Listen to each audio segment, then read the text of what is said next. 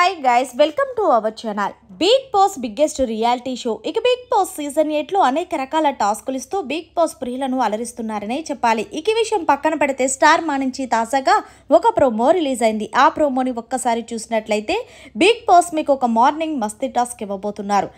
Colour which colour do you want. ఈ task లో భాగంగా నిఖిల్, నబిల్ పార్టిసిపేట్ చేయగా Nikhil colour which colour do you want Bigg Boss అని అడుగుతున్నాడు.